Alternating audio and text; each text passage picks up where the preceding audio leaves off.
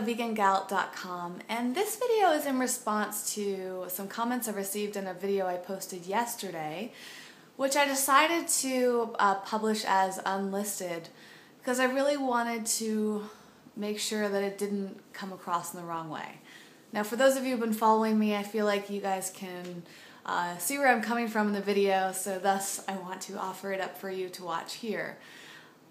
You can check the comments section to see what they were, and the comments I didn't really take as a personal attack or anything, and I just kind of started thinking after reading them.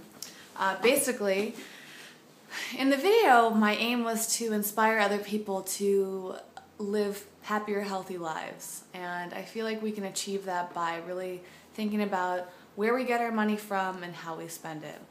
And in the video, I talk about my personal experiences because that's really the only perspective I have, and I talked about my family background for a moment and discussed how I came to be where I am now and how I've worked to be in my position, all of that. And I got a couple comments where people were basically saying, one was about, it was kind of a mocking thing, like, oh, eco-vegan white girl from upper middle class family, big surprise.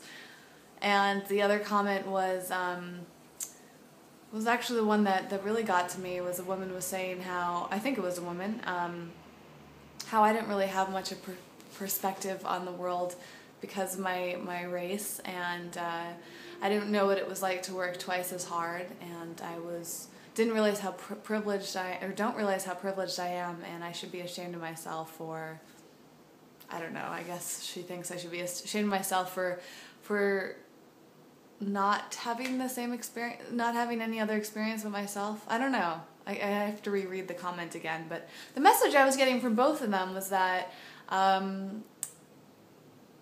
basically I am privileged. And you know what? It's true, I am. But that doesn't mean that I haven't worked really hard to get where I am. And that doesn't mean that I don't want to inspire other people regardless of their gender, their race, or their financial background. That was really the whole point of the video. So I really encourage all of you after watching this to check that video out. And I just want to sum it up again. I believe, and call me naive or ignorant, but I really believe that anybody can achieve greatness and health and happiness no matter where they live, what their background is, what color their skin is, what gender they are. And sure, that might be that innocent hope, but I really feel like we can move to a place where at least we're getting closer to that. And we each have the opportunity as individuals to make that happen. People that have more than enough money and can afford to eat well should be making wiser decisions. I feel like that's part of my duty as a person, as a journalist, and just on an individual basis with the opportunities I've had for work and to make money is to make purchasing decisions that not affect only me, but are better for the entire world. So that's why I'm really into organic food and local food and non-GMO food and fair trade. That's why I am really careful about whenever I drink coffee or whenever I buy chocolate or what soy and corn products I have, if I do have them. I don't see any of eco-veganism as a selfish thing. I see it as something that I'm doing that can help the entire world. And I don't think that's a naive thing at all. I think that every little step of it makes a huge difference. We just might not see it yet.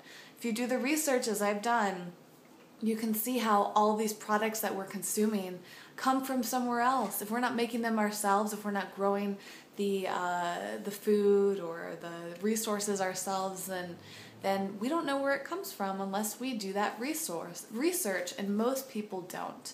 So the point of my video is to really be careful about where you spend your money and how you spend your money, because a lot of us think that we can't afford to buy high quality products like organic food, but we really can. We've kind of been moved into this way of living that's been really influenced by businesses that mainly want our money. I mean, the whole coffee industry, it just shocks me, the fact that people buy coffee every single day.